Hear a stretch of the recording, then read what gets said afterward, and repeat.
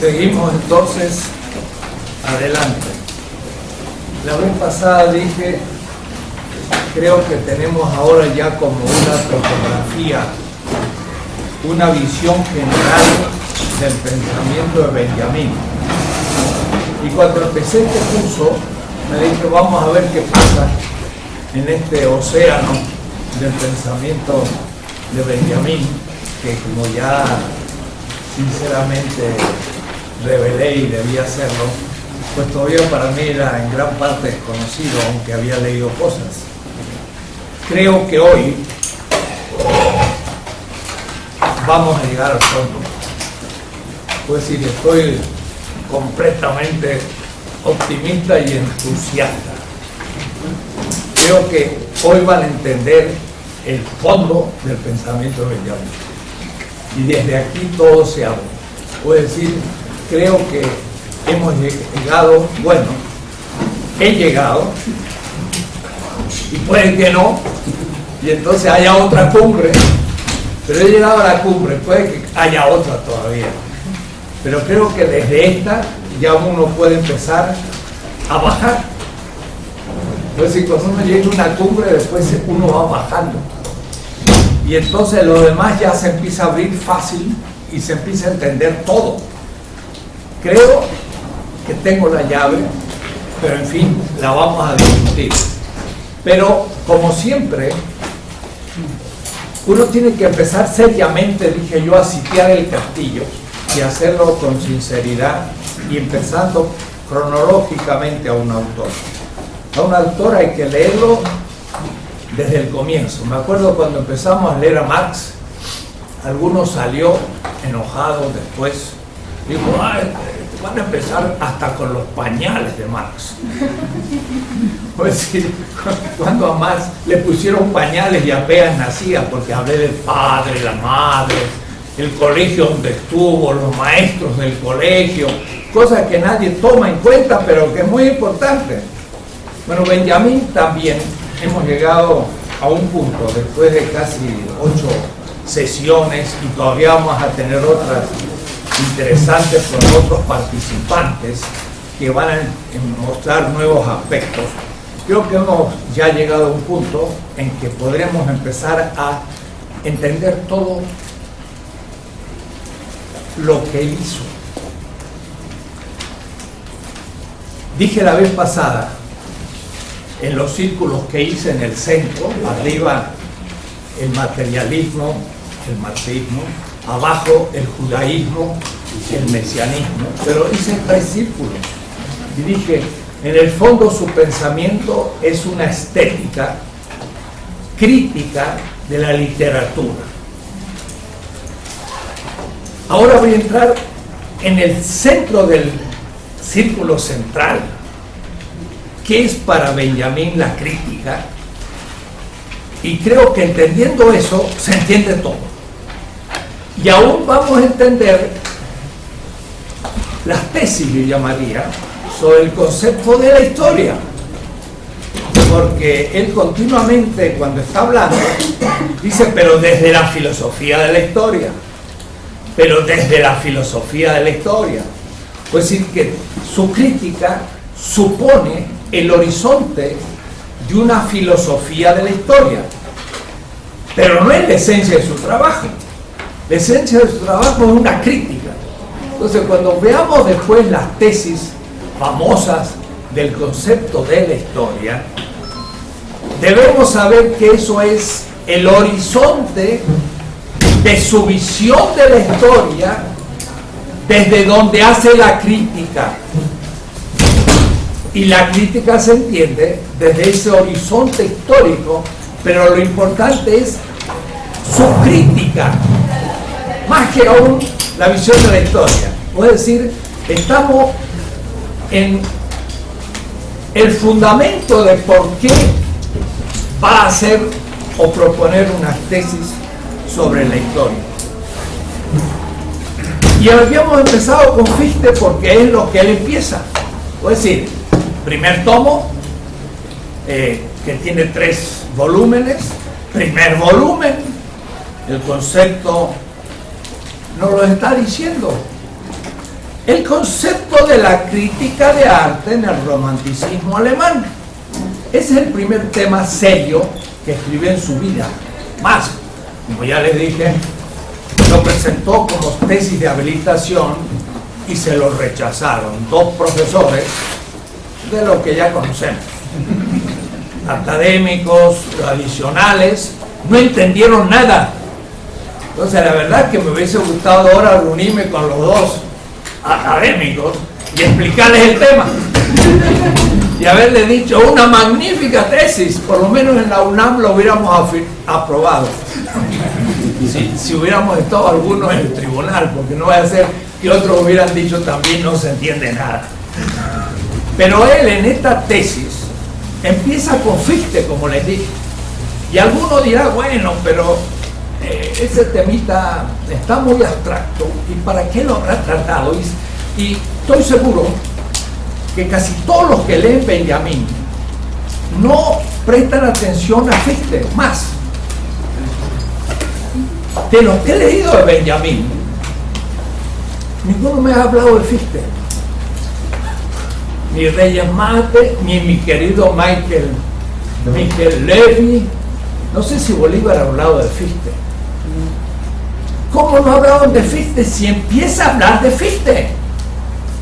Y yo, como lo conozco a Fichte y tengo su obra ahí toda roja y me la compré cuando era estudiante en Alemania, y es un gran pensador Fichte, porque no solamente un filósofo, tiene un texto que se llama Llamado a la Nación Alemana, y tiene una ética de la vida fenomenal, y tiene un tratado de la economía cerrada que supone Alemania tiene que cerrar su economía porque los ingleses están más avanzados y si nosotros les compramos los productos a los ingleses no nos vamos a desarrollar, tenemos que proteger nuestro mercado y tener una economía cerrada. Un libro de economía, Fichte, un hombre muy interesante. Entonces lo leí, como les dije cuando lo expliqué hace 2 clases, y les dije no entiendo mucho el tema.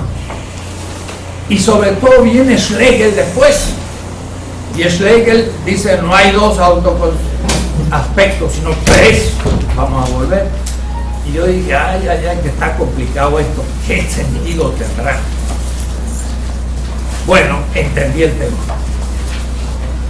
De lo que se trata es de una reflexión reflexionada, para hablar como Marx cuando en los Grundrisse dice que cada una de las determinaciones del capital es una condición, condicionada, condicionante. Para Marx, entonces, el capital es una espiral creciente. Por ejemplo, empieza con el dinero. Con el dinero compro medios de producción y pago salario. Luego llega un producto, una mercancía y tengo dinero 2 porque gano más. Y luego ese dinero con ganancia lo vuelvo a invertir en medio de producción, salario, producto, mercancía, y llega a un dinero 2 que tiene ganancia de ganancia. Si tomo el dinero 1, está condicionado por el dinero sin ganancia y condiciona al dinero con ganancia 2. Cada determinación es una condición condicionada y condicionante. Era como creían los marxistas tradicionales que todavía dan cursos, que hay una infraestructura económica y una supraestructura política ideológica. Para nada. La economía determina la política y la política determina la economía y esta a su vez a la política, de tal manera que la economía es una condición condicionada, condicionante. En vez de hablar de ahora determinaciones determinantes, determinadas, el primer punto que trabaja Benjamin, para que no digan, no, profesor, usted trayendo cosas de afuera. El primer tema, primera parte, dice el concepto de crítica.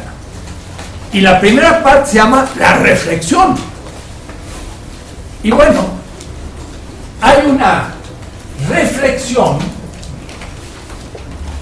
una reflexionada, dos, reflexionante, tres. Y en este nivel 3 está la crítica que va a usar Benjamin. Y por eso está definiendo qué es crítica. Lo interesante que esa crítica puede ser de una obra literaria, pero puede ser de la historia como tal. Y puede ser, por ejemplo, de la filosofía latinoamericana. Y de cualquier objeto que me proponga, o es decir, una vez que yo entiendo lo que es crítica, lo voy a poder aplicar epistemológicamente a eso que llamamos decolonización, que es una reflexión reflexionante, reflexiva, de una epistemología crítica que pone en cuestión, me voy a anticipar, me pone en cuestión el eurocentrismo, que fue definido por primera vez por los románticos y por Schlegel. ¡Oh, qué bueno! Cuando vi eso, me caí de la silla y dije, ¡oh, qué tema! Y empecé a saltar. Porque este es el tema que vengo persiguiendo hace 50 años. 50 años, no 4. Entonces, les voy a explicar qué significa esto, porque es tremendo. Y creo que esto es el fondo del pensamiento de Benjamin, en el cual me siento identificado, pero no como quien estudia o comenta. Porque él, en sus textos, dice, yo no voy a comentar la obra de arte, la voy a criticar. Cuidado, el comentario está al nivel 2. Es una reflexión reflexionante. Yo voy a criticar aún los comentarios. Estoy a un nivel 3. Entonces, muchas veces lo que se hace es a nivel puramente comentario de texto, son los repetidores filósofos. Pero como no son filósofos, no llegan a recrear el texto desde la crítica y completarlo. Pero lo que pasa es que un texto nunca se completa porque es infinito. Vamos a ver de qué se trata. Eso es la manera de pensar de Benjamin, que se me hacía tan complicada y misteriosa que no entendía. Ahora empiezo a entender y voy a hablar como él, así que me voy a volver misterioso, pero no va a ser así, sino que voy a mostrar las cartas de tal manera clara que ustedes van a captar el tema y ahora sí van a ser benjaminianos, pero latinoamericanos. Lo cual significa aplicarle a Benjamin la crítica como él le entiende y realizar Benjamin más allá de él en América Latina. ¡Qué interesante! No vamos a comentar Benjamin, lo vamos a realizar, pero en otra etapa, cumpliendo con su definición de crítica. Miren qué interesante. Estos tres niveles no están tan extraordinarios, son muy antiguos. Miren, Hegel, la lógica de Hegel, como siempre digo, acá está un poco rota el libro, porque la puerta de mi biblioteca pegó a la obra de Hegel y la rompió aquí cuando me pusieron la bomba. Entonces, no lo rompió mucho al volumen, pero es el único volumen en la historia de la filosofía que fue destruido por una bomba. Y cuando digo único, es único.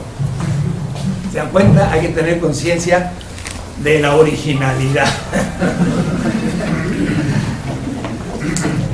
Entonces, en esta obra de Hegel, que compré yo también en Alemania hace muchos años cuando era estudiante y estaba muy barata, en la de Suhrkamp, 20 tomos, la enciclopedia termina este libro, pero que no es la lógica del año 12, de 1812, sino la que escribió en Heidelberg en el 18.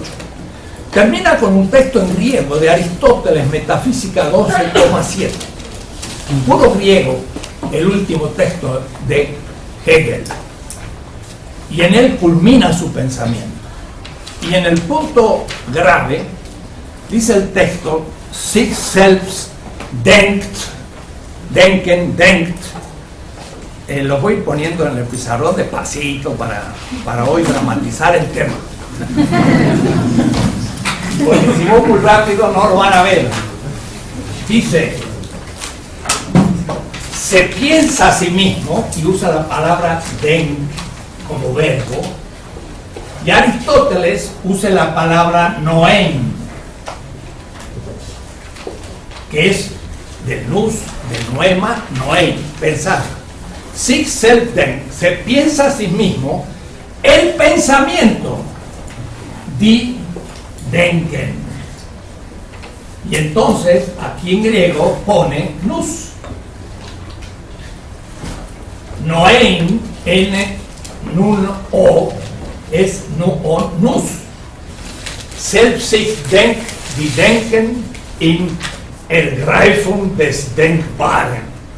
En pensar lo pensable. Y pone la palabra denkbaren, que en el griego dice no, tú en genitivo. Noen, nus, noe tú.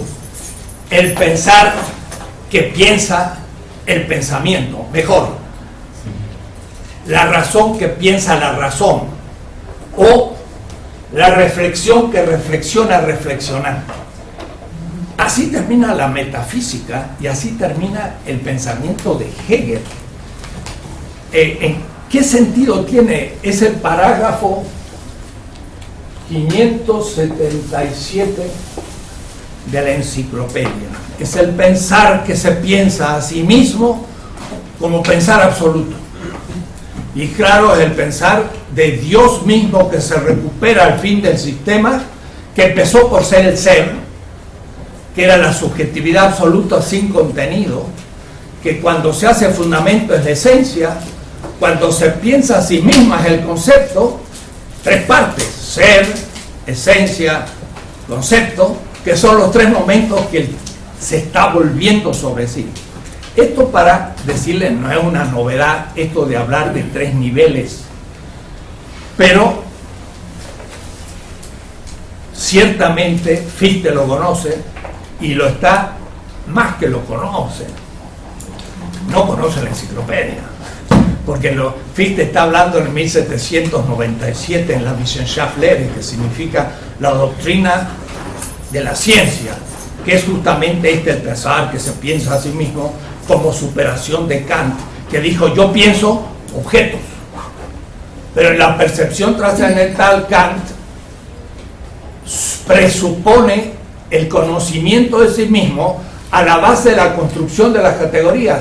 Entonces Fichte dice, todo el sistema de Kant está dado en la percepción trascendental, porque Kant dice, yo tengo conciencia de que constituyo los objetos. Y esta conciencia es una reflexión. Y dice Fichte, todo lo demás, Kant no sirve para nada. Lo que importa es ahí, porque ahí está todo el sistema. El yo se piensa a sí mismo, pero después con autoconciencia. Porque una cosa es que yo tengo conciencia que tengo este libro en la mano, y otra cosa es, tengo autoconciencia que tengo un libro.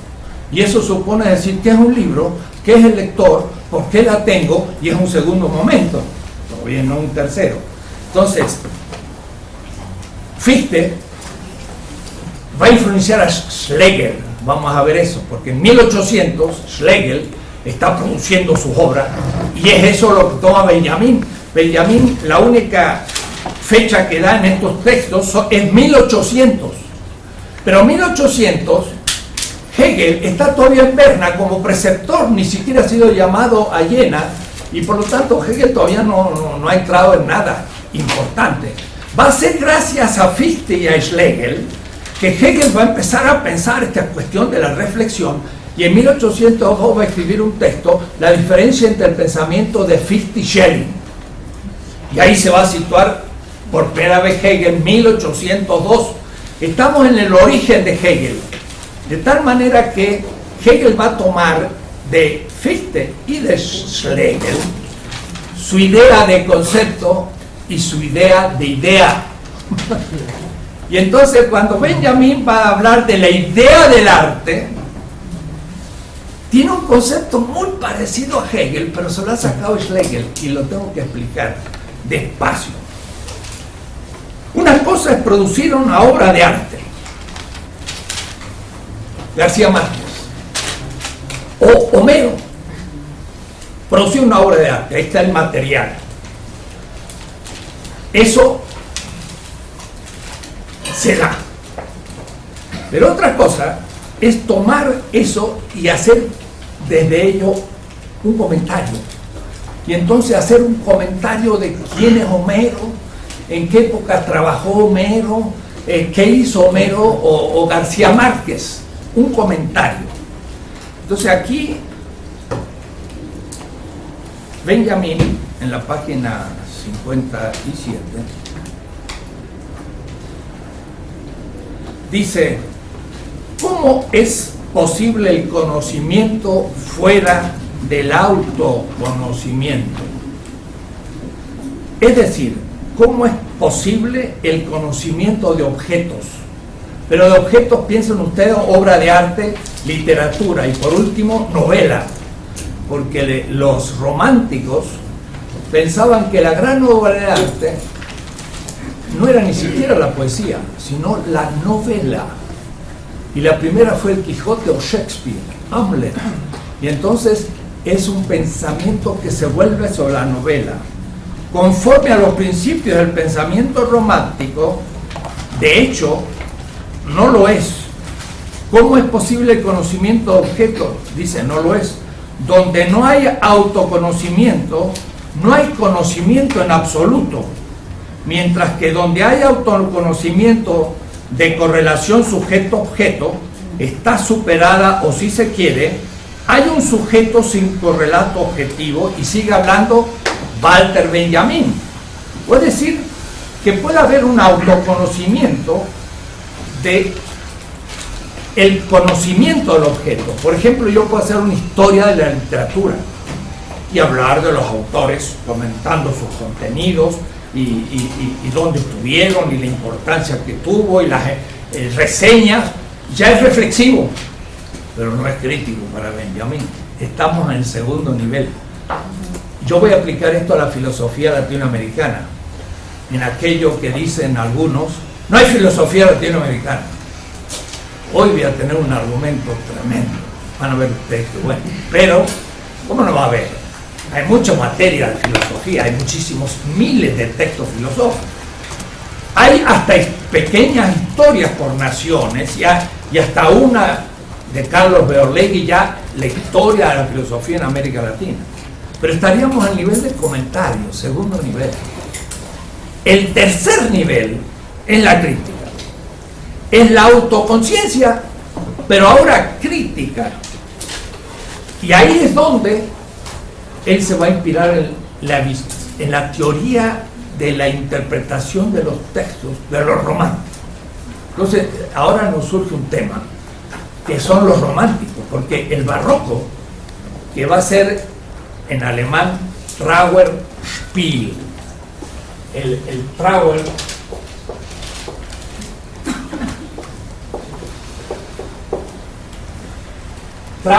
Trauer, dije, es triste. Spiel es un juego de teatro triste.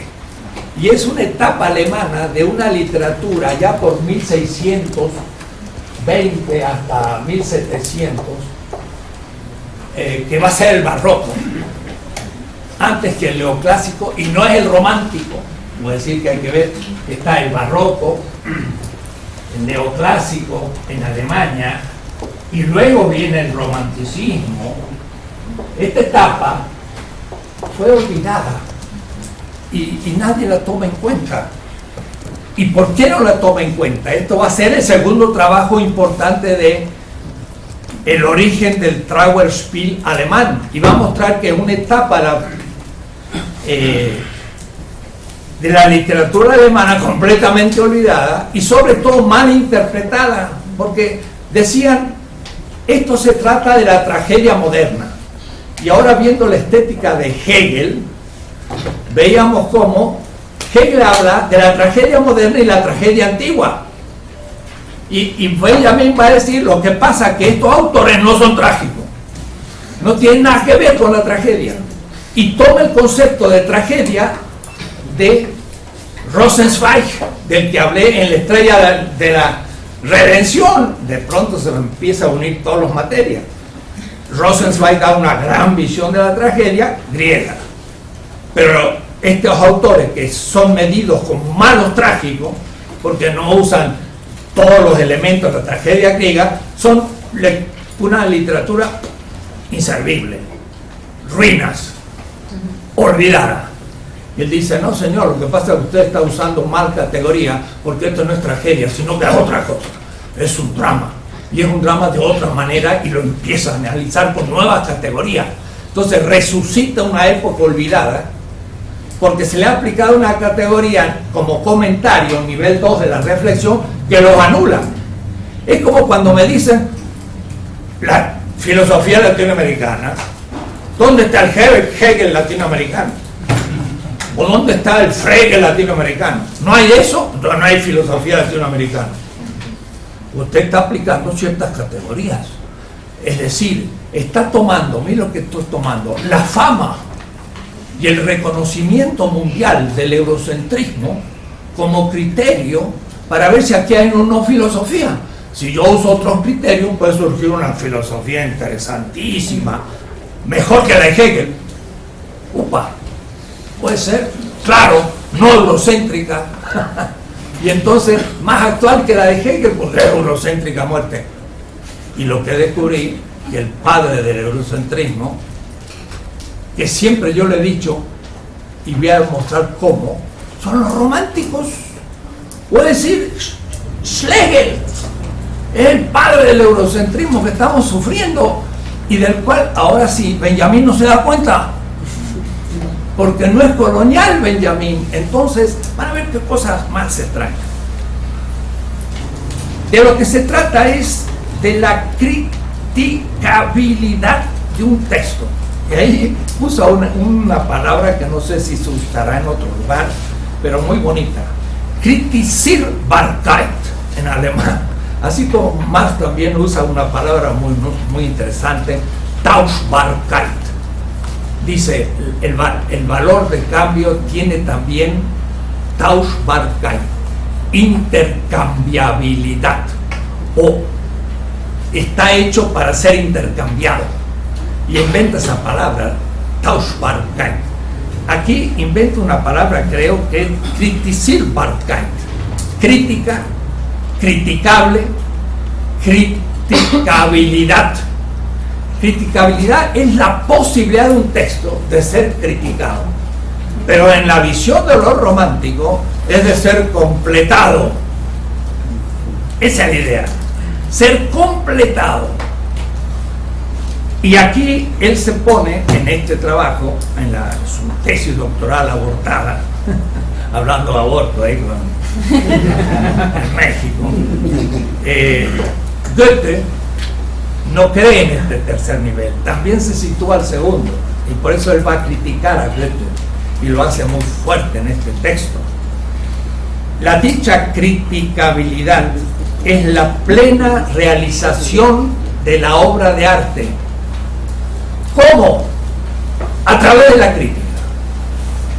Miren qué notable. Aquí hay un brasileño, y me decía un brasileño, otro, no tú, decía, mire, los profesores de la Federal, cuando yo le dije que iba a estudiar con el profesor Dussel en México, le dijo el profesor de la Federal, que son el Instituto de Filosofía en México, le dijo, no leas a Dussel, y si lo lees, no lo cites. Ese es el tema. Un texto no leído y no citado, no criticado, no existe. ¡Pacha! ¿Qué les parece?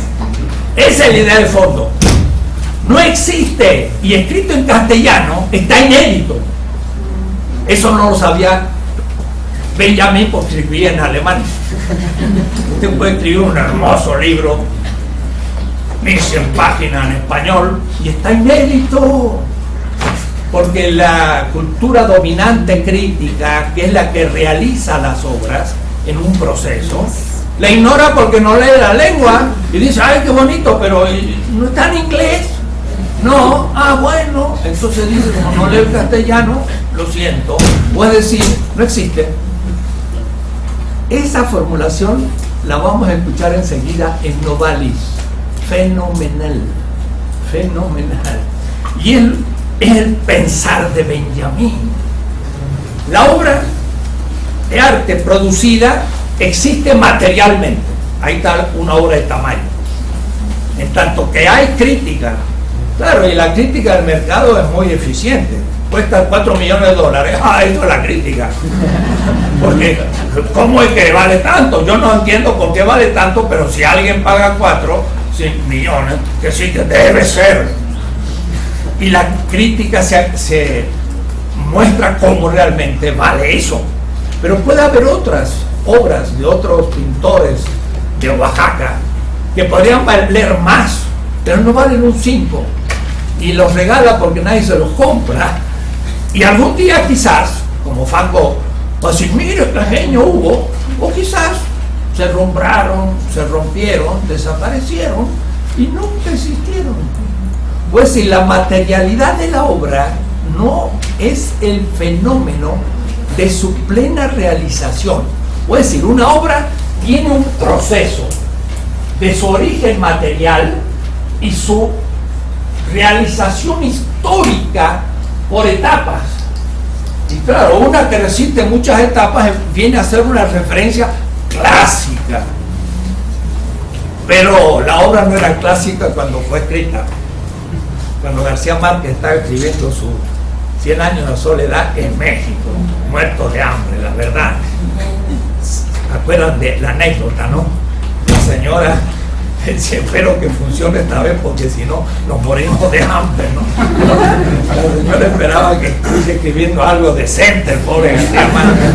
Y García Márquez fue a escribir, que estaba entusiasmado, y terminó su obra, y fue al correo y para enviarla, y la pesaron, y le dijeron tantos pesos, buscaron todo, y no le alcanzaba.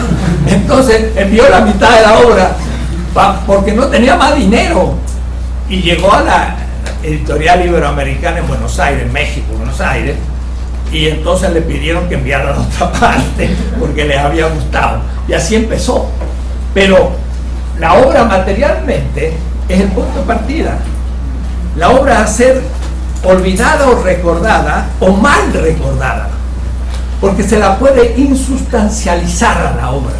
Lo puede agarrar un mal crítico, meterlo en una mala historia del asunto, y queda como un autor secundario a la altura de los otros. Entonces también recordar y cómo recordar. Una gran crítica es recrear la obra por la crítica. Y lo que pasa es que una gran obra es leída muchas veces en la historia, y cada vez que se la lee por grandes críticos vuelve a aparecer la obra con una realización mayor, porque va a solucionar y a iluminar aspectos nuevos del futuro de cuando fue escrita. Es decir, que una obra tiene una historia a su realización, y el crítico es de alguna manera el que va realizando la obra.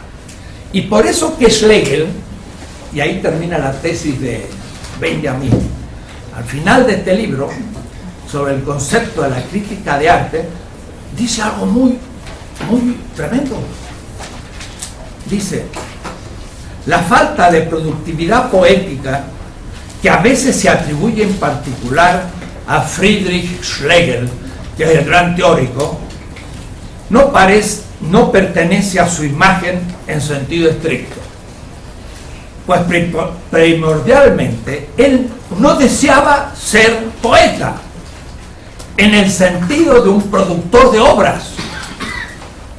La absolutización de la obra creada, el procedimiento crítico, era para él sin duda lo supremo.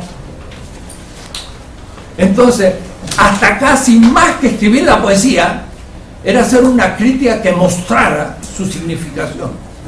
Entonces, no estaba al nivel. Schlegel no tiene ninguna obra importante, una novelita de segunda, pero tiene una teoría de la crítica, y él en el fondo no le interesaba ser productor de la obra, sino crítico de la obra, pero dando una teoría de cómo se hace. Eso es Benjamin. ¡Chic! Tenemos a Benjamin todo. Eso es Benjamin. Él tampoco hace una gran obra de arte, no escribió ninguna novela.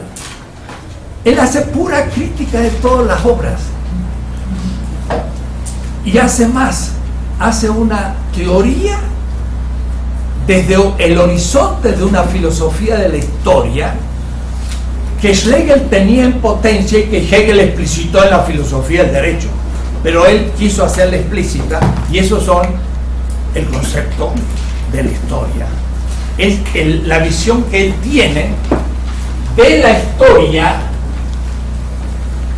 que le permite darse cuenta de la realización en la historia de las obras. ¿Se empieza a entender? Es algo muy preciso, y eso es todo Benjamin. ¡Pum! Es la llave. De aquí podemos leer todo Benjamin. Claro, hay que darle vuelta. Hay que darle vuelta, y la vuelta es este texto fenomenal.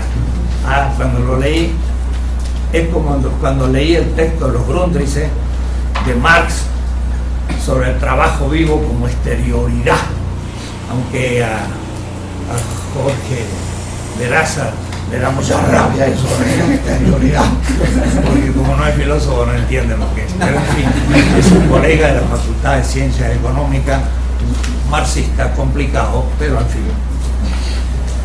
Digo complicado porque Marx es simple y no hay que complicarlo. Cuando se lo complica un poco ya no se lo entiende.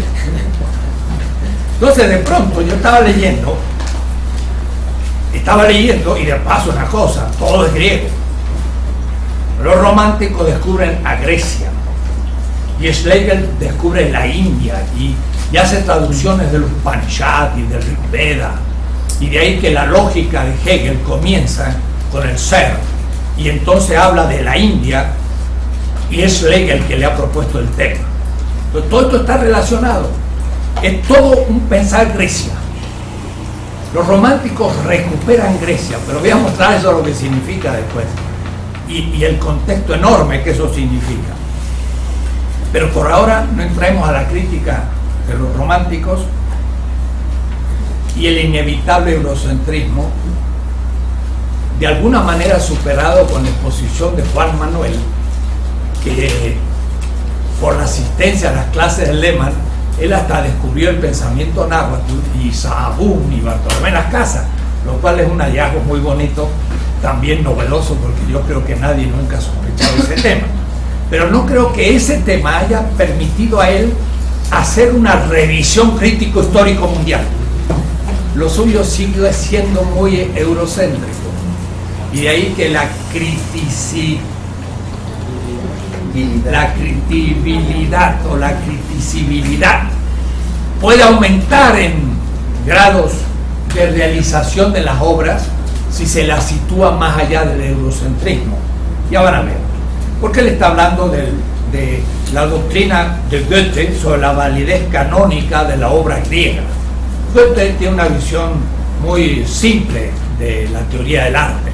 Hay ideas platónicas que se realizan como imitación en lo empírico, y en cambio Benjamin mucho más complejo a partir de los románticos releídos. Entonces él dice, en un momento, no podían reconocer los prototipos. Estos prototipos no se llaman prototipos, les llama Urbild. y esto lo voy a tomar después porque está traducido prototipo, la palabra ur, build, y la palabra build va a aparecer en el concepto de la historia, que es la imagen. Entonces él está pensando en las ideas platónicas cuando habla de build y muchas cosas que en la traducción no aparecen. Pero de todas maneras, no podían reconocer los prototipos obras automáticamente cerradas en sí, figuras acuñadas definitivamente y exentas de eterna progresión. O es decir, Hegel concebía la idea, su realización, y la obra está terminada, cuando la hizo el autor. Y él dice, no pueden ver la eterna progresión de la obra. La obra sigue progrediendo en la historia. No está muerta, sigue viviendo. Y hay algunas que se mueren y nacen otras. Y hay otras que nacen del olvido. Y esas son los que le interesa a Benjamin, porque son los vencidos. Ahí ya viene la filosofía y la historia. Pero es una teoría crítica. No es una filosofía y historia. Y fue Novalis, wow. Esto es el texto, miren, Novalis. Novalis es un contemporáneo de Kant y crítico, con Schlegel y demás. Hamann, en la época de von Humboldt y también de Herder, todo un conglomerado de autores no muy conocidos. Fue Novalis quien con más arrogancia e ingenio se volvió contra Goethe, contra esta idea de que el artista produce la obra cumplida. Y entonces cita entre comillas un texto de Novalis. La naturaleza y la intelección de la naturaleza nacen al mismo tiempo. Aquí yo remitiría a mi filosofía de la liberación. Naturaleza no es cualquier cosa. En mi filosofía de la liberación yo digo, la totalidad de las cosas reales le voy a llamar cosmos. Al mundo le voy a llamar la totalidad de mis experiencias con Heidegger. Pero la parte del cosmos, de la realidad, que está en mi mundo, eso es la naturaleza. Y por eso que hay una historia de la naturaleza. Es la realidad de las cosas, una piedra, pero que en el mundo griego es eterno. Y en el mundo medieval, la piedra es creada. Y en el mundo moderno es objeto de la ciencia. Puede decir que yo puedo hacer historia de la naturaleza, porque pues la naturaleza es la realidad en el mundo. Atención, lean ustedes mi filosofía de liberación, esto está muy precisado, es un librito chiquito pero bien pesado, porque el idealista cree que el mundo es la única realidad y se olvida del cosmos, y el irrealista ingenuo cree que el cosmos lo conozco sin mundo. Y el pensamiento crítico sabe que el cosmos es real antes que el mundo, pero que el mundo comprende parte del cosmos, como la naturaleza y la intelección de la naturaleza nacen al mismo tiempo. ¿Por qué? Porque como la naturaleza es la experiencia real en el mundo, cuando conozco la piedra ya es parte de mi mundo. Digo, una piedra, hasta le pongo un nombre. Y digo, qué pesada, porque cuando era chiquito pues me costaba subirla y me cayó una vez en un pie y me hizo doler. Entonces digo, ay, las piedras son peligrosas. Y para el otro, en cambio, son bonitos porque le tiraba al amigo y le pegaba y entonces se protegía. Entonces las piedras son bonitas. O es decir, la naturaleza entra en mi mundo y hasta en mi inconsciente, de otra manera. La naturaleza y la interacción de la naturaleza nacen al mismo tiempo, como la antigüedad y el conocimiento de la antigüedad. ¡Wow! Leí eso y me dije, ¡ay, Dios mío! Era aquí donde yo estoy siempre hablando, porque todas mis clases que doy en todas las universidades del mundo impactan. Digo, todos ustedes tienen en su cabeza la siguiente periodización de la historia mundial. Antigüedad, Edad Media y Edad Moderna. ¿Quién no tiene esa? Miren, Madurai, en la India, en Filipinas, en Mozambique, en Pekín, hace poco, en todas las universidades alemanas, más de 30, en Harvard, en todos lados, nadie levantó la mano. Yo tengo una visión de la historia mundial de otra manera. Todos dicen antigüedad, Edad Media, Edad Moderna. Y yo digo, ¿y si ustedes supieran que es un invento de los románticos? Pero lo decía porque lo había leído en Martin Bernard, voy a referirme, pero no sabía realmente los textos. Usted sabe que ellos inventaron la antigüedad y todo el mundo lo acepta y somos unos bobos, imbéciles, que estamos repitiendo. Miren lo que estamos repitiendo, miren lo que dice, como la antigüedad, el conocimiento de la antigüedad. Pues mucho se yerra si se cree que la antigüedad existe, dice Novalis. Y entonces yo voy al alemán y busco el texto para que no me equivoque, y dice das es antiquis gibt, que hay antigüedad.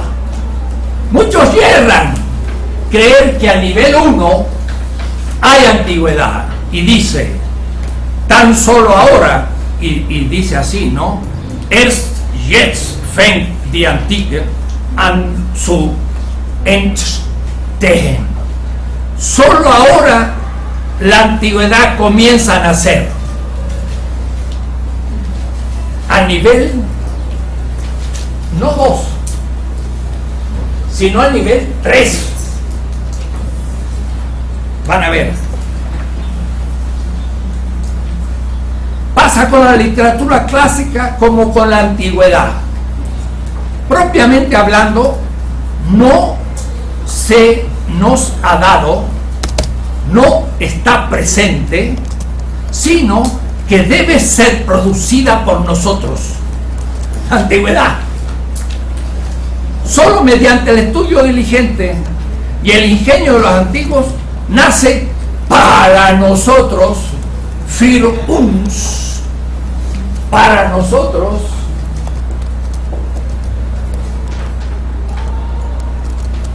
¿quiénes son esos nosotros? Los románticos alemanes, que van a imponer eso a toda Europa, y todos nosotros coloniales, y esta facultad de filosofía, la primera, lo va a repetir. El profesor Enrique Schulz, profesor de griego, yo le pregunté hace 10 años, ¿qué piensa de la obra de Martin Bernard? Me dijo, sí, es una obra, pero no es a tomarse en cuenta. Lo dijo con nombre y apellido, porque me voy a referir a él. Estas cosas no entran a la academia, porque la academia se encuentra al nivel 2 de los comentadores. Y no se dan cuenta que usan categorías inventadas contra ellos mismos. Puede decir contra nosotros. Ese UNS es el UNS de Bolívar. Lo siento por Bolívar. En la carta de la Jamaica dice Bolívar, ¿quién somos nosotros?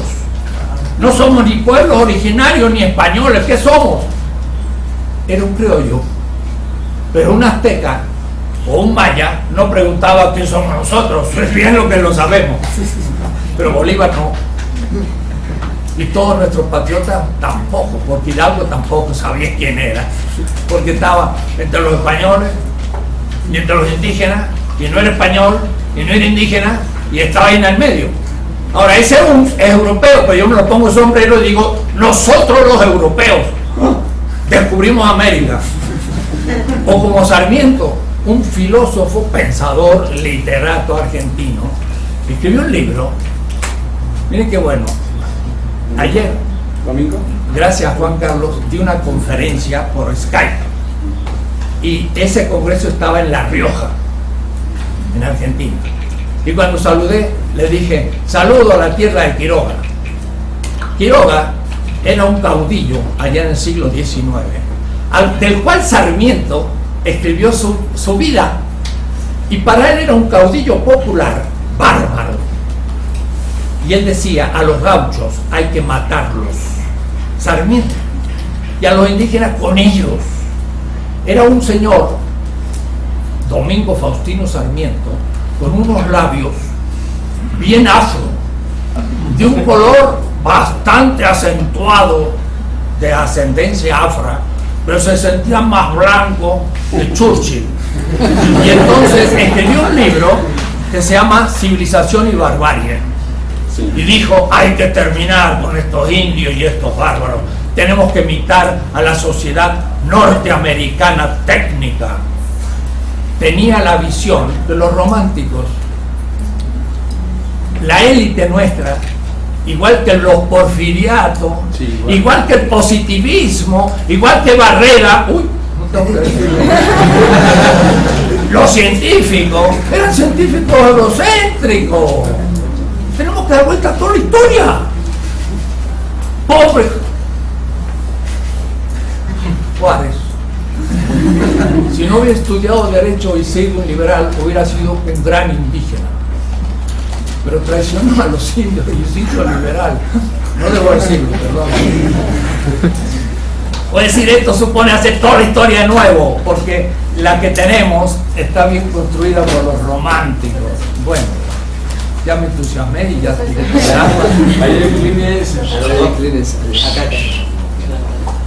¿me ayudas? Sí. Bueno, miren lo que sigue diciendo.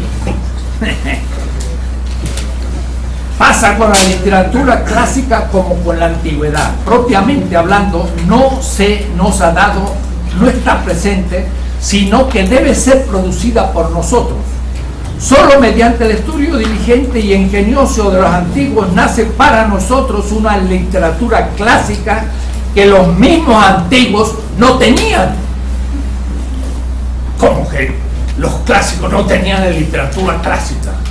No la tenían como clásica, la tenían como producción nuestra, provinciana. No la tenían como su significación histórico mundial. No la tenían como referencia a todas las otras culturas en la modernidad, porque antes no fue así. Se dan cuenta del asunto. ¿Y quién hizo eso? La crítica europea, que puso eso al centro para ponerse a Alemania al centro. Y entonces realmente inventaron, lo cual no es un crimen, porque acontece siempre. Lo que pasa es que hay que tener autoconciencia de la invención.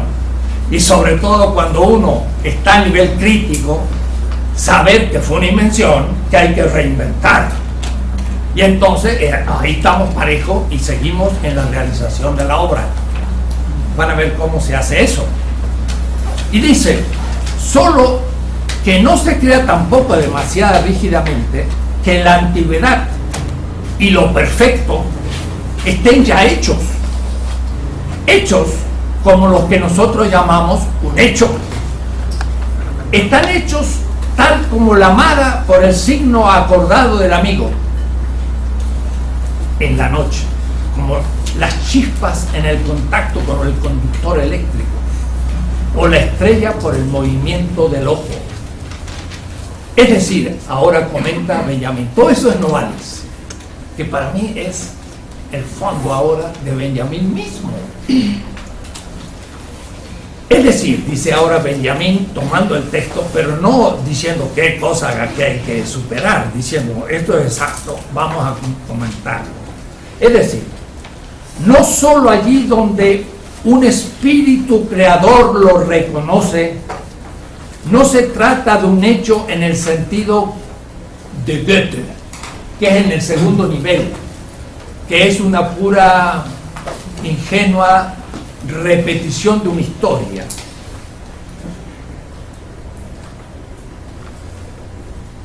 La misma afirmación puede leerse en otro pasaje de Novalis. Los antiguos son al mismo tiempo productos del futuro y del pasado. Es decir, los antiguos tienen un futuro, somos nosotros, y nosotros construimos ese pasado. Es decir, que lo antiguo aquí es una parte del futuro, porque la crítica reconstruye, y por otra parte es el pasado. Pero entonces miren cómo ahora empezamos a jugar estas cosas incomprensibles de Benjamín, que es eso, cómo él va a actuar, y es la filosofía y la historia que tiene. E inmediatamente, comenta ahora Benjamín, después, otro texto de Novalis, hay una antigüedad central o un espíritu universal de los antiguos. Se pregunta, ¿hay un espíritu universal de los antiguos?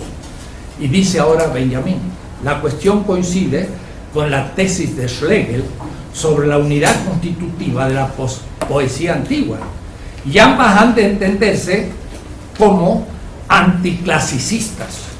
Lo mismo sucede con las obras antiguas, lo que era para Schlegel también de disolver los géneros antiguos los unos con los otros.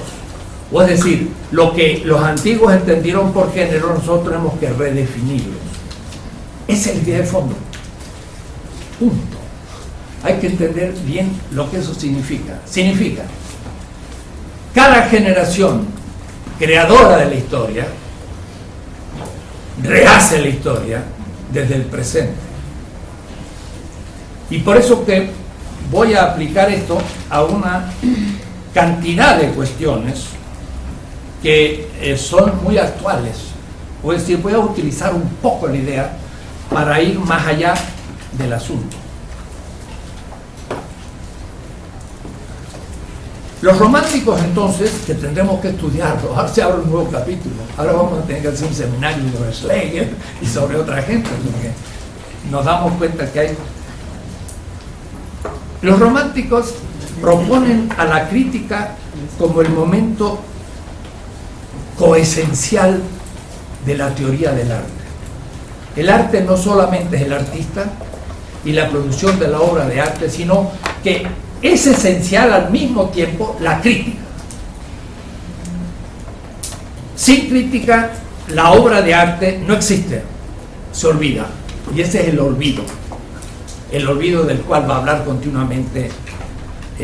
Claro que unas cosas se olvidan más que otras, y algunas tienen crítica a nivel 2, que no es suficiente, pero las hace flotar un poco en su ingenuidad todavía. Pero hay otras que desaparecen completamente del horizonte, pues no tienen ni siquiera autoconciencia del nivel 2. La idea de la obra está al final. La obra se realizaría al final,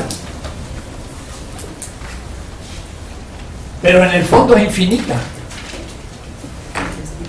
Y este concepto de idea como proceso va a ser el concepto de idea en Hegel, que lo va a tomar de los románticos. Hegel va a decir, el concepto se desarrolla, entwickelt, se desarrolla, y la idea absoluta es la realización final. La palabra concepto no piensa en nada en el contenido cotidiano. El concepto es el momento del entendimiento de Kant. Yo constituyo esta mesa como mesa, una sustancia que es amarilla, y le predico algo. Constituyo por categorías la mesa y tengo el concepto. Pero Kant dice, tengo concepto de todo, físico, pero no tengo un concepto de la idea de mundo donde están todos los objetos. Y la idea de mundo es un postulado. Son todos los objetos posibles, pero del cual yo no tengo concepto. Puedo decir, no lo puedo construir como objeto porque es la totalidad. Ay, aquí algunos ya estarán fallando lo que estoy diciendo, pero esto es Heidegger, esto es el ABC de la filosofía contemporánea. El entendimiento construye objetos, pero la razón se las abre con ideas, dice Kant. Y las ideas no tengo concepto, ni tiene contenido, es un postulado, pero que es necesario para saber que todos los seres físicos tienen mundo, que todos los objetos de la interiores psíquicos tienen un alma, que todas las acciones morales tienen un postulado, la libertad, y que todo tiene como postulado Dios. 4 ideas, pero 4 ideas que no son objeto, sino que son supuestos postulados. Hegel, por lo romántico, va a decir, yo capto la idea, no es un postulado, la capto. Y captar la idea es captar todo el proceso. Claro, una obra entonces la captaría en su idea al fin de la historia. al fin de la historia, porque es donde se cumpliría. Y eso sería el saber absoluto de esa obra. ¿Qué es lo que significó eso? Pero no el que lo hizo, sino en toda la historia y sus relecturas. Y eso sería el saber absoluto, pero que el propio Hegel al fin, no voy a hacer que lo plantee como un postulado también, imposible. Sería cuando Dios se reconoce a sí mismo y toda la historia del mundo la conoce Dios en sí mismo y empieza de nuevo el proceso, de nuevo, en la lógica, el ser. Pues sí que Hegel tiene la idea de que hay conceptos, pero la idea está al final. Y entonces Benjamin de Schlegel está usando un concepto muy parecido. La idea de la obra de arte significa la obra de arte plenamente realizada. Y mientras tanto voy teniendo visiones parciales de eso. Página 118 de la edición castellana.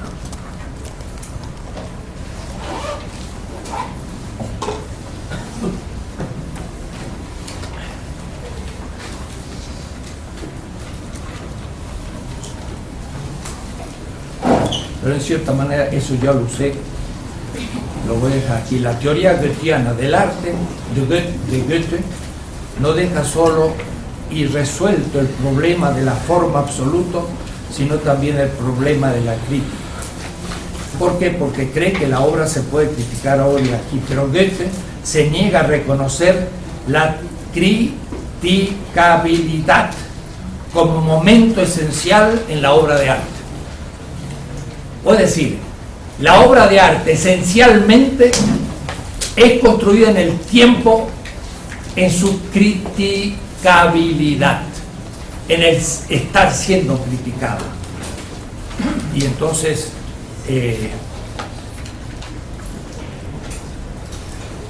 desde su punto de vista, la crítica metódica, esto es objetivamente necesaria, resultaría imposible. Pero en el arte romántico la crítica no es solo posible y necesaria, sino que en su teoría se da ineludiblemente la paradoja de una valoración crítica superior a la valoración de la obra. O es decir, que la crítica vendría a ser tan importante o más que la misma obra, porque la sitúa en el tiempo y en la historia le da su significación. Ni siquiera en sus críticas tienen pues los románticos conciencia del nivel que el poeta ocupa por encima del recensor. El cultivo de la crítica y de la forma, pues, en ambos prestaron el máximo servicio y se encuentran íncitos en su teoría de profundísima tendencia. Y ahí termina la tesis. Pues sí que los lectores terminaron la tesis y dijeron ¿qué quiso decir este hombre? Y no entendieron nada y lo rechazaron al pobre Benjamin porque tenía esta visión. Pero esto va a suponer una filosofía de la historia, y esa filosofía de historia, como dije, son las tesis que vamos a tratar en particular. Son no la crítica, sino el horizonte desde donde yo puedo darme cuenta cómo una obra se olvida, por qué se olvida, cómo se recupera y cómo se completa en el presente. Y entonces vamos a ver toda la manera de hacer eso desde una filosofía de la historia muy particular que nos vamos a tener que ir entrando. Todavía no entramos. De esa filosofía de la historia, las obras, muchas obras, no existen. Y por eso esa como veneración a la ruina. La ruina es la materialidad a nivel reflexivo. Uno, está ahí una obra, es una ruina, es una pirámide azteca. Porque también puedo decir, es un texto de Bartolomé Las Casas. Fue un tipo muy importante en el siglo XVI, sí, porque lo escucharon. ¿Qué dice? No sé, porque nunca lo leí. Entonces, está muerto, está olvidado, no existe. La ruina olvidada debe aparecer y debe existir en su halo, en esplendor para una crítica creadora. Yo me acuerdo cuando empecé a trabajar Bartolomé Las Casas, en el año 62. Estaba yo en Sevilla, Archivo de India. Ahí estaba Jiménez Fernández, un fantástico historiador de India. 2 tomos de 800 páginas sobre el origen de la vida de Bartolomé Las Casas. Iba a escribir 10 tomos y se murió después. Una cosa fantástica. Pero los lascasianos, éramos 2 o 3 en el archivo. Y todo el mundo estaba en contra de Las Casas. Es un loco, decía Méndez y Pilar. Es un obsesionado que odia a España, que la critica nomás. Y no se podía hablar de Bartolomé Las Casas. Yo empecé a leer, digo, pues esto es extraordinario. Y lo empecé a revalorar al punto que digo, es el primer filósofo moderno. Y además no es solo el primer filósofo moderno, es el primer crítico de la modernidad. Y en el sentido prácticamente benjaminiano. Cualquiera podría hacer una tesis sobre cómo critica la historia Bartolomé Las Casas. Y está a nivel histórico mundial, pero ¿a qué nivel? ¿No? Y en un momento súper privilegiado, porque fueron los primeros ojos críticos que vieron algo fuera de Europa. Entonces tenía una prístina visión que nunca después se va a poder volver a tener. Y eso lo descubría yo, pero claro, contra todo el mundo que me decía, ¿cómo se usted está hablando de eso? Bartolomé Las Casas ha sido un fanático que aumenta las cifras y todo. Y uno, calladito, que hay que hacer filosofía. Ya vamos a ver. Dicha filosofía de la historia es entonces el horizonte de interpretación de la crítica creadora de Benjamín. Ese es el lugar epistemológico. Hagamos ahora una crítica sobre nuestros hechos. Quiero ahora aplicar esto a la filosofía latinoamericana, porque este punto sí no lo trató Bolívar y tampoco Benjamín. Yo podría tomar las frases de Novalis y en vez de decir antigüedad, decir filosofía latinoamericana. Mire cómo suena para mis colegas de ese instituto analítico que no sabe nada de estas cosas, que sabe de lógica óntica de los objetos, pero no sabe nada de Hegel y cree que Heidegger es una lectura como Rorty, pues espiritual. Entonces cuando dice Novalis antigüedad, voy a decir filosofía latinoamericana. Dice, la naturaleza y la intelección de la naturaleza nacen al mismo tiempo, como la filosofía latinoamericana y el conocimiento de esa filosofía. Pues muchos yerran si creen que la filosofía latinoamericana existe. Tan solo ahora la filosofía latinoamericana comienza a nacer. Pasa con la literatura clásica como con la filosofía latinoamericana. Propiamente hablando, no se nos ha dado ni está presente, sino que debe ser producida por nosotros. Cuidado, no la materia, sino la crítica. Solo mediante el estudio diligente e ingenioso de los antiguos, eso lo hizo Sea, lo hizo Francisco Romero, lo hizo Arnao, toda esta corriente latinoamericanista que leyó para mí a un segundo nivel, que conocía ya los textos. Solo mediante el estudio diligente e ingenioso de los antiguos nace para nosotros, y ahora el UNS ya no son los alemanes, son los latinoamericanos. Ustedes y yo estamos hablando de nuestra filosofía. Una filosofía latinoamericana clásica que los mismos latinoamericanos no tenían. Solo que no se crea tampoco demasiado rígidamente que la filosofía latinoamericana está ya hecha. Hecha o hecho como lo que nosotros llamamos hecho. Están hechas o hechos tal como, y da el ejemplo. Es decir, este es justamente el tema de Salazar-Fondi. En una polémica en la que yo intervení, pero también quedé olvidado, Yo estaba aquí en México en esos días y grabamos un disco que yo tengo, donde hay un texto de Salazar Bondi, de Sea, de Villegas y mío. Y entramos en la polémica, pero la polémica queda al fin solo entre Salazar Bondi y Sea. Otros que entramos en la polémica, la crítica los mandó al olvido. Pero no voy a hacer que sean los que realmente llegaron al fondo. Salazar Bondi dice, no hay filosofía latinoamericana, está de acuerdo con Novalis. Pero no sabe por qué. Porque cree que no está al nivel de los europeos, de que no ha habido grandes pensadores, qué sé yo qué. Habría que haber dicho, Augusto, al que conocí, empezamos a discutir, se murió muy pronto, a los 6 meses se murió, si no hubiera sido un gran filósofo de la liberación, pero se murió. Habría que haberle dicho hoy, no podíamos decirle antes. Claro que no existe, hay que hacerle existir. Voy a decir, tenemos que ejercer una crítica que la ponga al nivel de las otras filosofías y nazca. ¿Usted cree que Parménides, Heráclito y esos pensadores presocráticos que dicen el origen de todo el océano? Eso lo habían dicho los egipcios 3000 años antes.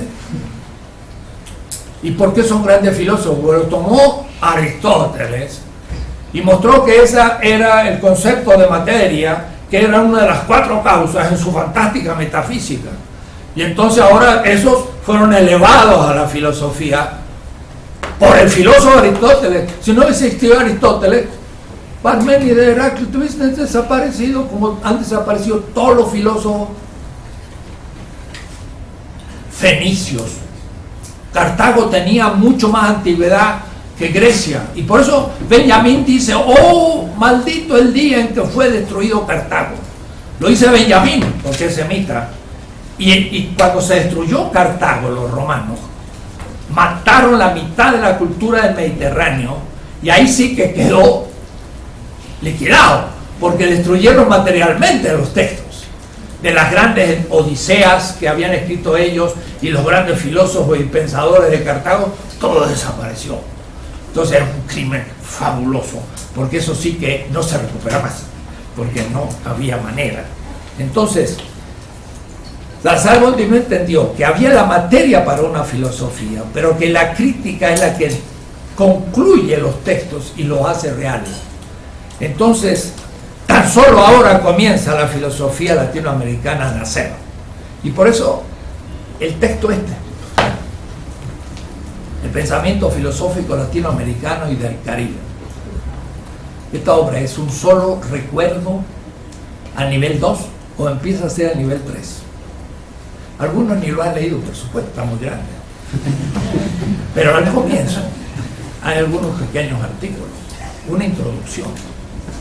Y en esa introducción, justamente yo critico el eurocentrismo y muestro cómo tenemos que hacer filosofía latinoamericana desde el primer semestre, o no somos filósofos.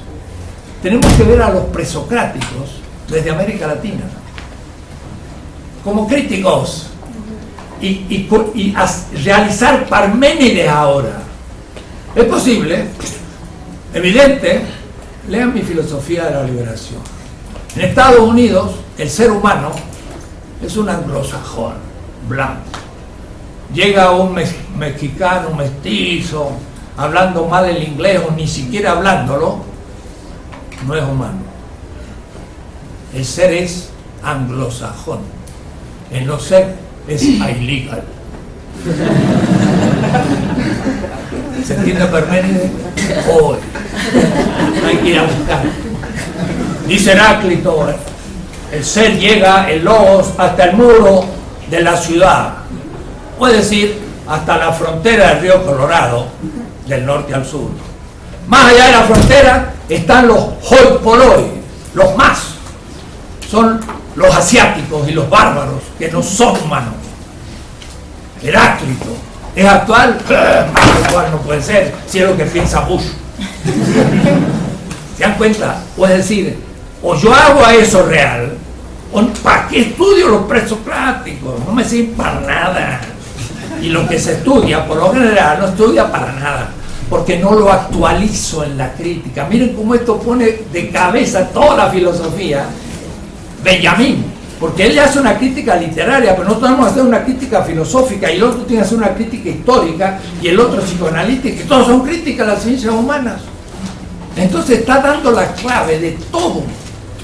Este libro no es una historia, es una historia malintencionada. Está hecho desde los oprimidos, pero también lo demás, para que no digan que es unilateral. Pero es unilateral, porque cuando faltaba un autor poníamos uno que miraba a los pobres y a los oprimidos y a los indios y al colonialismo. Ya era mirar la historia a contrapelo desde los olvidados y oprimidos. Pero esto es muy antiguo en América Latina, por lo menos tiene 50 años. Entonces vamos a ver cómo esto lo hemos vivido. Pero ahora tengo nuevos argumentos para poder decir entonces, eran verdaderas las tesis que habíamos planteado. Yo le dije a Salazar Bondi, no hay filosofía en América Latina. Bueno, pero somos coloniales, de acuerdo.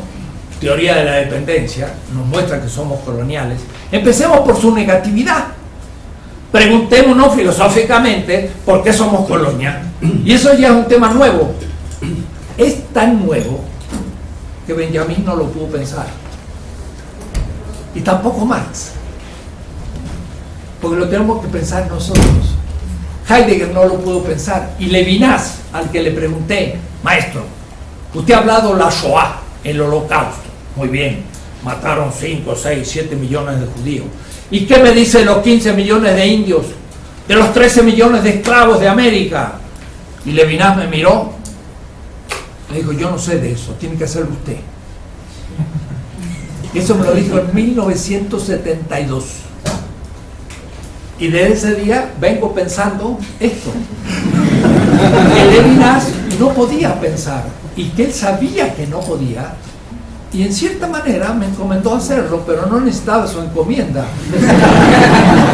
Yo trabajé 8 tomos de una historia de la opresión de los indios de 1520 a 1620.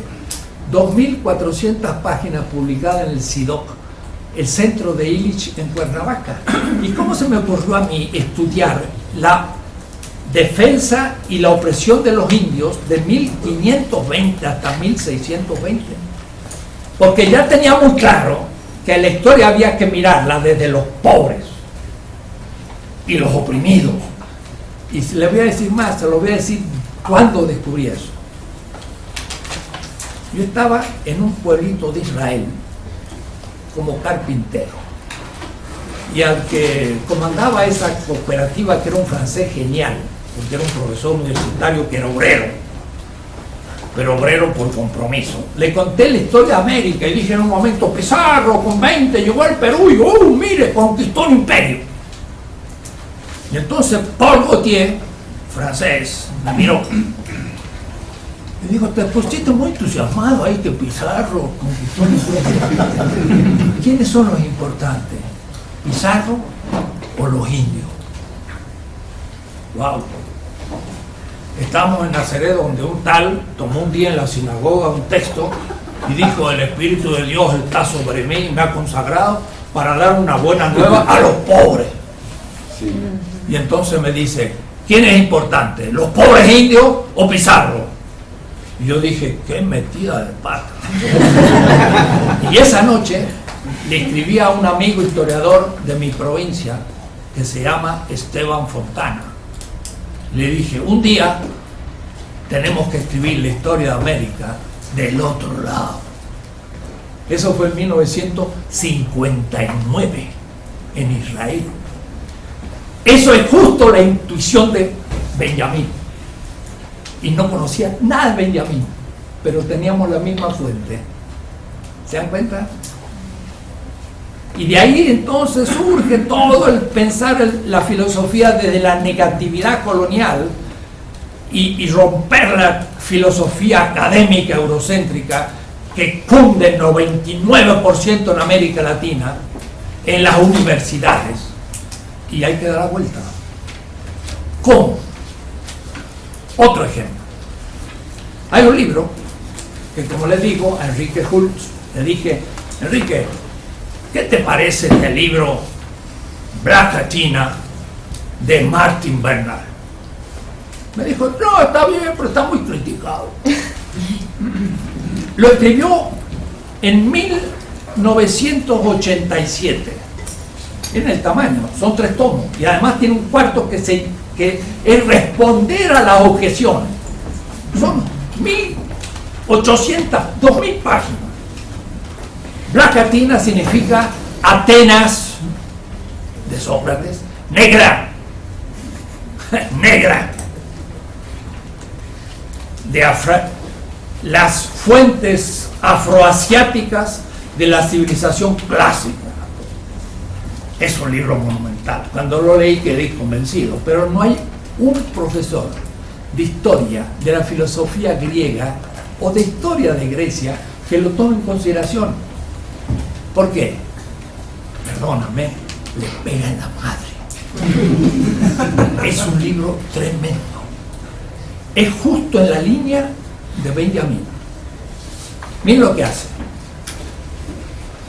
Muestra cómo Europa interpretó a la antigüedad, del cual Novalis nos acaba de revelar que lo inventaron los románticos.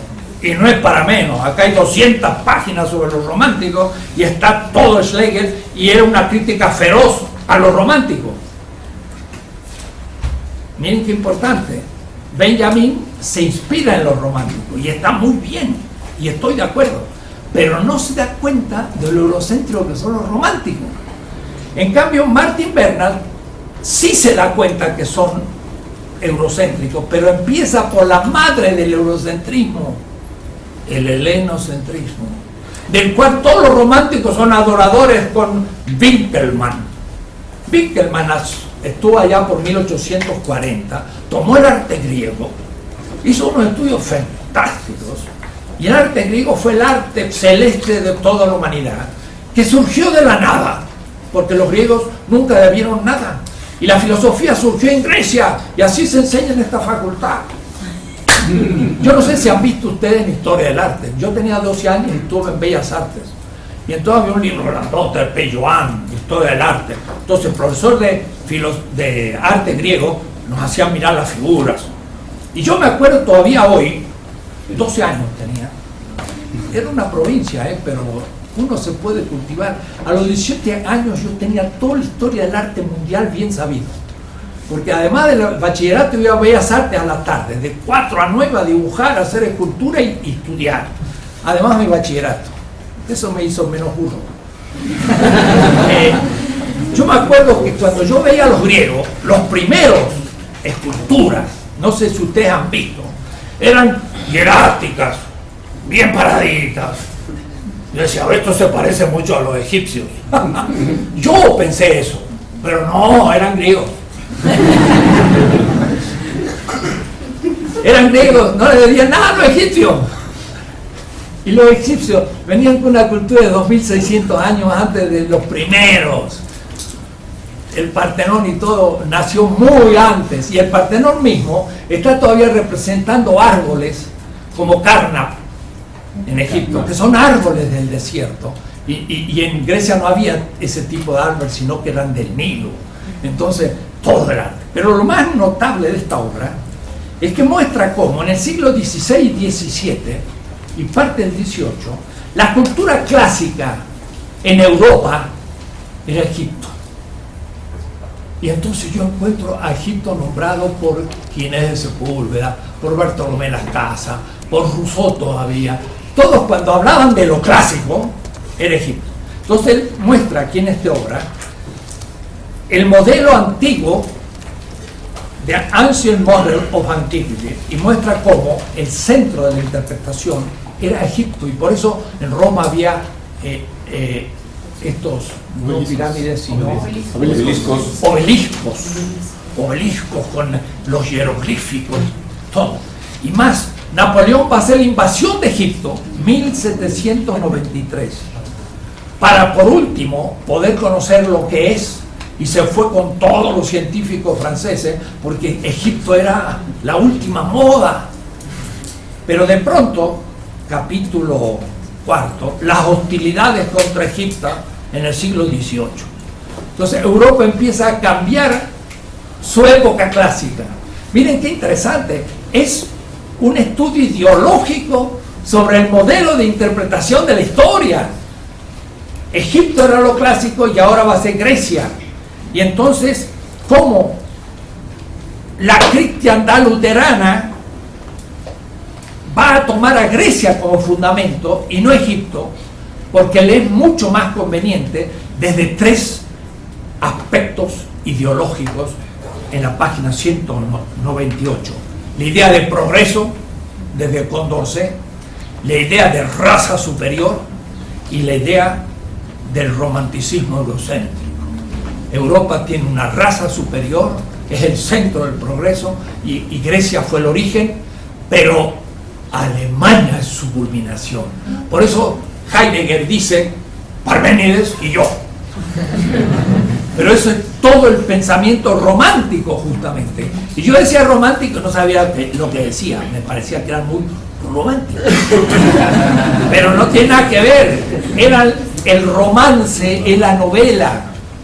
Y le dieron importancia a la novela. Y el primero fue el Quijote, pero después Hamlet. El capítulo 5, la lingüística romántica, la lingüística romántica, The Rise of India, el comienzo de la India. La India es un pueblo indoeuropeo, Grecia, Roma, la lengua germánica, alemana. Entonces el indoeuropeo fue la gran ideología del tiempo. Yo tengo un libro chiquito, pero no tengo el grande porque cuesta mucho y no me lo compré. El más grande filólogo de la lengua griega se llama Giovanni Semerano, un italiano, y tiene este libro que se llama Las fábulas del indoeuropeo. La fábula del indoeuropeo dice, no existe, ni el hitita existe, y lo destruye por todos lados. Una invención romántica. Hicieron ver la semejanza entre el sánscrito, el persa, el griego, el romano, y se inventaron una especie de gran ideología de una raza superior, con una cultura superior, y nosotros, los luteranos alemanes, somos la herencia de Grecia, y por eso la high school, el colegio secundario y lo que viene después, diríamos aquí, la prepa, se llama gimnasium. No es para hacer atletismo, sino es el gimnasio. Y luego el seminario fue imitación exacta del seminario de Sócrates. Y von Humboldt funda la Universidad de Berlín, una universidad totalmente griega. El primer tesis de la universidad dice: la filosofía se origina en Grecia. Y si un profesor no acepta esa tesis, no puede ser profesor en Berlín. Y Berlín se ocupó en todas las universidades alemanas, pasó a Londres, Cambridge, Oxford, Harvard, y fue el esquema de la universidad en todo el mundo. Entonces, eurocéntrica, la India y el nacimiento del indoeuropeo, un capítulo, The Schlegelian Romantic Linguistics. Ahora me encontré la lingüística romántica de Schlegel. Ahora me encontré Schlegel aquí como el máximo creador de esa ideología eurocéntrica, racista, griega. Y sigue después la helenomanía 1, el anciano Friedrich August Wolff y Wilhelm von Humboldt, y va entrando helenomanía 2 y va avanzando. Y entonces el indoeuropeo se opone a los semitas, y los semitas son una raza inferior, y ahí nace el racismo contra los semitas, primero ideológico y después concreto.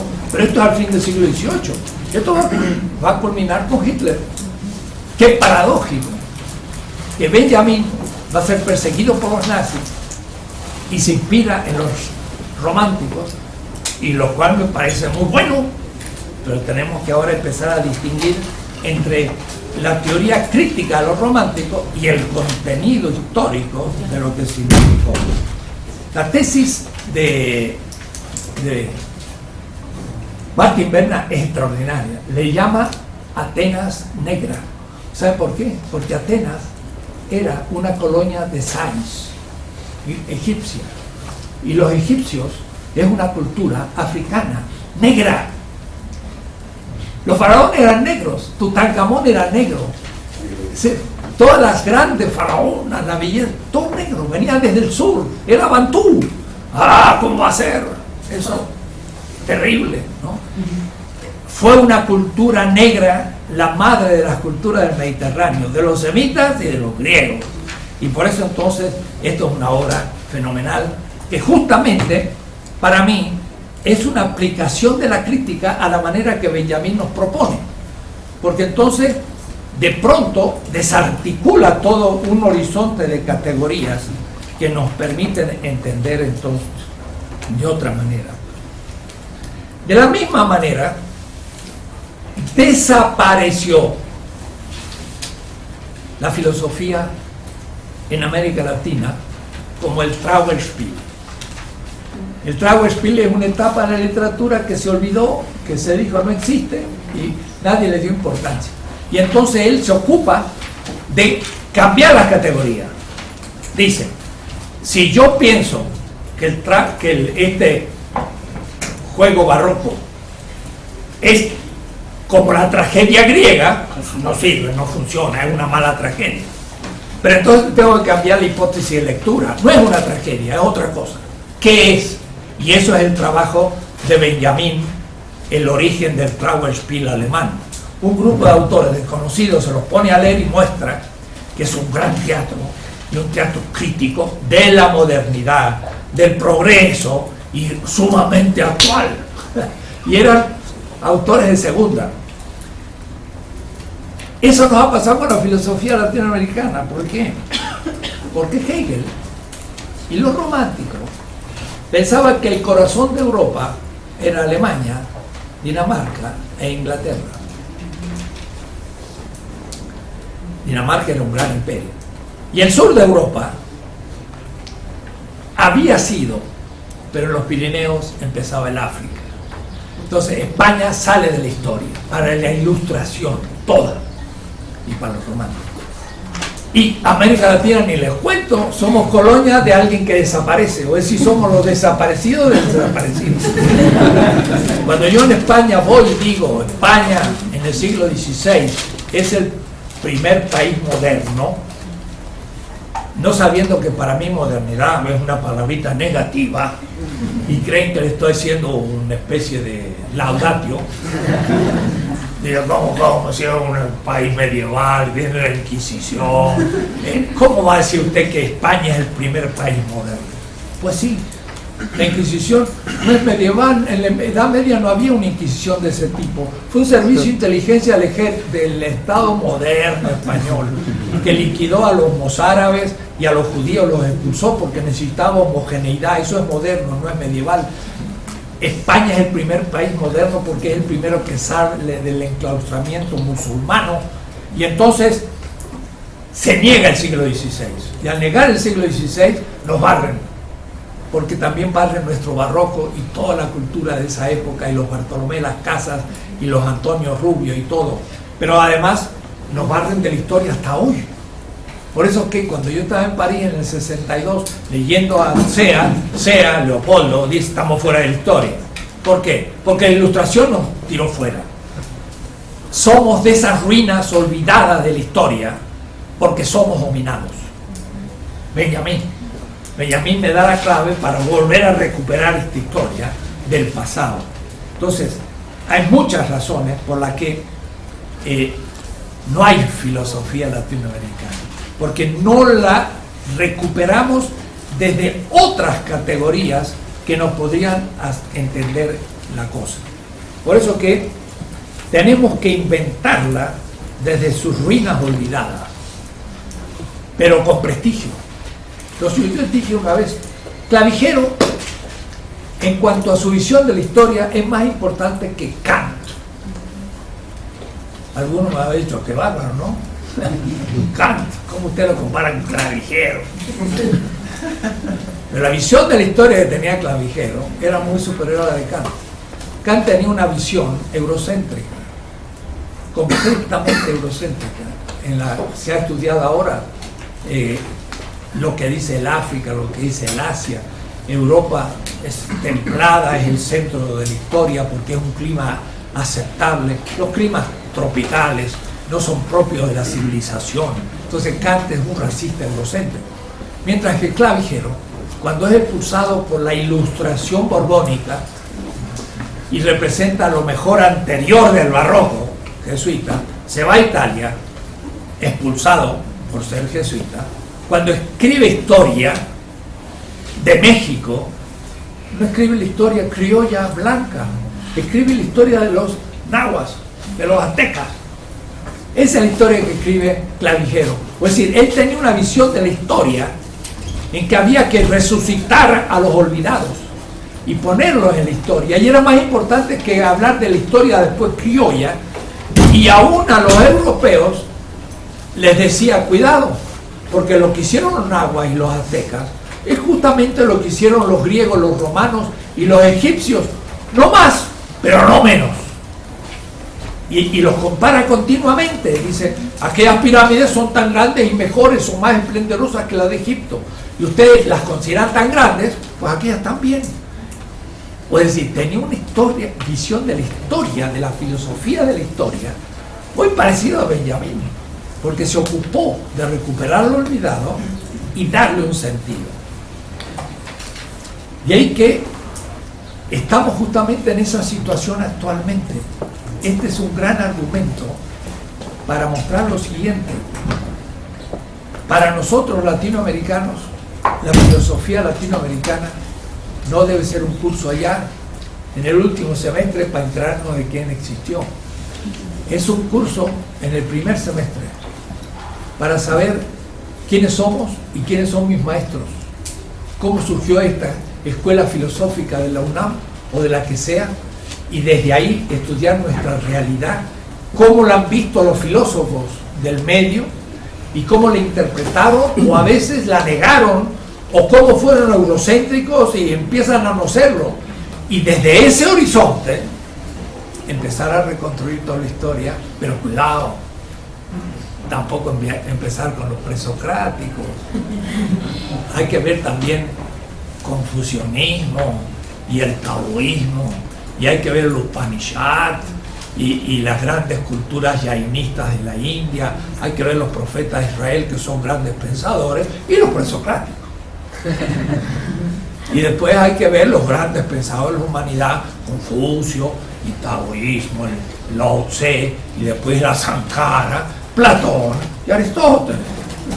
Y después, si avanzamos más adelante, las estepas se unen y entonces tenemos el desarrollo de la cultura china, indostánica, la gran cultura islámica que va de Filipinas a Marruecos, que es el centro de la filosofía que llamamos medieval, que no sirve más que para Europa y no es una categoría mundial.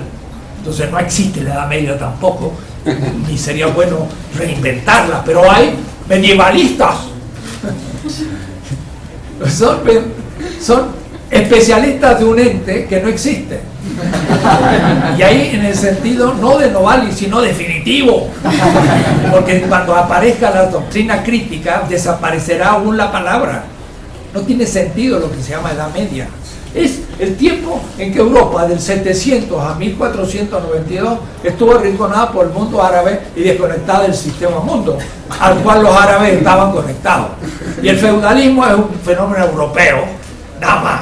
Los árabes eran cultura urbana, mercantil, científica, matemática, centro en Bagdad conectado con la China, la India, Bizancio, nada feudal. El único feudal es Europa. Y luego dice, América Latina está el feudalismo. O había un modo de producción asiático, dijo el pobre Marx. Bueno, el Marx también era eurocéntrico. Era un genio económico, ustedes saben que yo lo conozco. Pero en estas cosas hay que hacer la crítica. No conocía lo que era el mundo colonial y lo despreciaba por su cultura. Entonces, el tema del barroco que va a trabajar Bolívar es muy importante porque tiene que ver con el Tower Speed. Entonces, Bolívar descubre en Benjamín una época olvidada y dice, y es nuestro barroco, y empieza a trabajar el barroco. Y está muy bien, pero dense en cuenta lo que yo estoy diciendo ahora. Más importante que trabajar el propio barroco es ver bien la visión de la historia que tenga.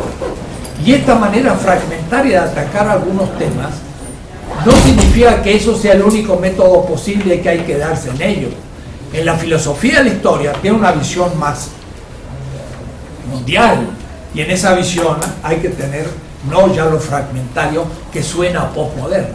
Entonces, claro, tendremos que con la metodología con la que Benjamín trata el Trauerspiel, trabajar nuestro barroco, y para eso Lezama Lima, por ejemplo, es fundamental para empezar a leer, y toda la polémica que va a haber sobre el barroco, al cual le tendríamos que también aplicar ahora la teoría de la crítica de Benjamín.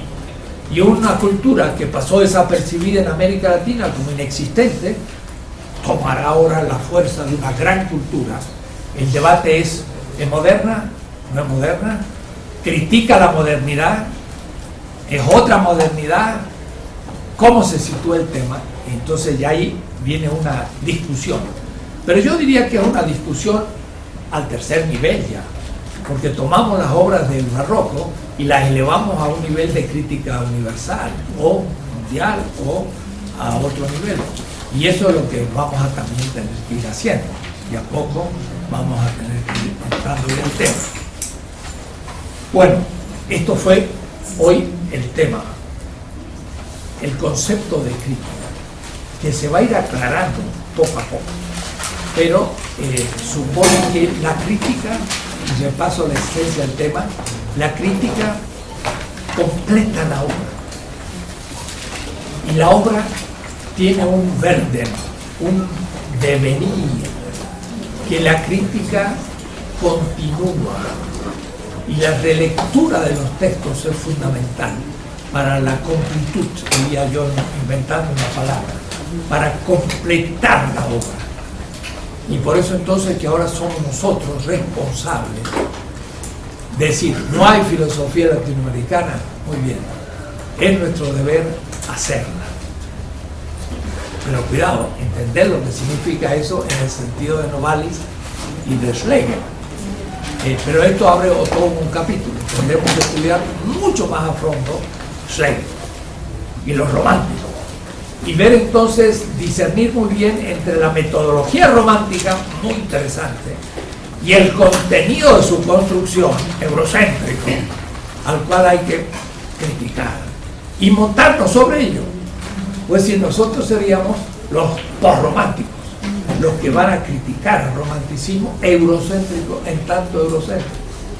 Y ahí entonces se abre un camino de todos ustedes. Serían la primera generación, aunque ya hay algunos que se han avanzado, pero que en bloque empiezan a decir, inventemos la filosofía latinoamericana. Y eso significaría, inventemos la filosofía en México. Y yo pensaba, no va a ser que surja la escuela de México, como la escuela de Frankfurt. Claro, claro. Esa es nuestra autoconciencia donde surgen esas cosas. No significa una escuela de México el repensar la escuela de Frankfurt y Benjamín desde una situación colonial que ellos no pudieron pensar. Somos la continuación. Y entonces, en la escuela de México cultivamos ciertos temas. Y entonces, yo pertenezco a la escuela de México. Y eso es autoconciencia de un para nosotros. Para nosotros, las cosas son distintas. ¿Quiénes son ustedes? Un grupo de filósofos mexicanos o latinoamericanos. Y esa autoconciencia crítica es la que permite la creatividad. Todo debe ser repensado, jóvenes. Si alguien le dice, oh, ya está todo pensado, ¿qué van a hacer ustedes los jóvenes? Díganle, mire, usted es un viejito que no sabe lo que está haciendo. Tenemos que rehacer todo. De paso, siempre fue igual. No se creen que son nuevos. Cada generación tuvo que hacerlo. Pero si lo hizo bien, pasa a la historia de nuevo. Y ya es más difícil ocultarlo y dejarlo en ruinas, porque ya se hizo presente con una autocrítica de tal nivel que ahora sí puede crear escuela. Eso es lo que se trata. Creo que lo podemos hacer. Y ahora realmente tenemos elementos críticos muy interesantes. Faltan 5 minutos, pero no hay que cumplir con el tiempo a tal estrictez. Quizás una pregunta. Sí. A mí se me hace muy interesante preguntarnos por qué los románticos retoman a los griegos. Es una pregunta que me parece muy relevante y que tiene que ubicarse en el contexto de la discusión de Kant o de la crítica de Kant a los historicistas. Los historicistas plantean que es posible el conocimiento de la realidad, de lo que aparece como tal. Y Kant, en la crítica de la razón pura, viene a poner de cabeza el asunto, decir, máximo lo que podemos conocer es lo que se presenta. Y en dado caso dependería de la subjetividad el conocimiento de la realidad. Entonces esto pone, me parece a mí, en un conflicto a los románticos que los llevaría a refugiarse en, esa es la palabra fuerte me parece, refugiarse como una especie de, nos quitaron el piso, ahora de dónde nos agarramos, entonces buscan como la certeza de algo y me parece que esa es la filosofía griega.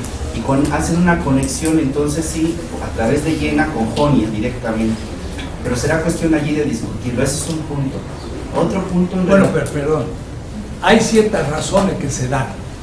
Ahora, en tu descripción el asunto es que efectivamente es la subjetividad el punto de partida de la Constitución. Y esa subjetividad comunitaria, pero también es histórica, en fin, habría que ver cómo se supera Kant en ese punto. Sí. Se dice, he escuchado, que como es un proceso más bien luterano, Alemania es luterana, y el catolicismo es más bien italiano y sobre todo latino, entonces el catolicismo mira más a Agustín, al latín, a Roma. El luterano le cuesta ese mundo latino con el cual ha roto, y entonces vuelve al origen, al griego del Nuevo Testamento, que está escrito en griego, y no necesita el latín. Entonces el luterano se siente más cómodo en el griego que en el mundo romano. Entonces esa es una de las razones por las que adoptan el griego y no el latín como la cultura fundante, pero sobre todo con la invención del indoeuropeo sumada al racismo le cae perfecto. Bueno, pero... Y que otro aspecto es la recuperación que hace Benjamin del romanticismo. Y aquí yo haría como un poco énfasis, Benjamin tiene la preocupación por el olvido. Y dentro del romanticismo, que podríamos calificar como una corriente conservadora, sin embargo Benjamin descubre que el romanticismo retoma un aspecto muy importante que es el espíritu del pueblo. De allí la preocupación de la recuperación que hacen los románticos de las tradiciones populares y la reivindicación. Me parece que eso fue un rol muy importante en la perspectiva de Benjamin del romanticismo, es decir, lo olvidado, como él también en esta como continuidad con los románticos recupera lo olvidado como lo popular, por un lado, y no ya después lo que va a venir con los románticos más racionalistas, el espíritu del pueblo, del que va a hablar incluso, no en esa línea, sino en la línea del olvido, lo popular. Y en ese aspecto recuperan el gótico que era horrible, era una cosa, no se podía ver de feo que era. De pronto vieron de que era una cosa bellísima, que con piedras habían hecho casi estelas hacia el cielo, y viene el descubrimiento de lo gótico, pero eso también es religiosidad popular, porque eso también tiene mucho de grotesco, todos los personajes que aparecen en el gótico. Entonces ellos vuelven a un pasado olvidado y lo toman como punto de partida de la reinterpretación, que nos puede servir mucho a nosotros. Bueno, muy bien, seguimos.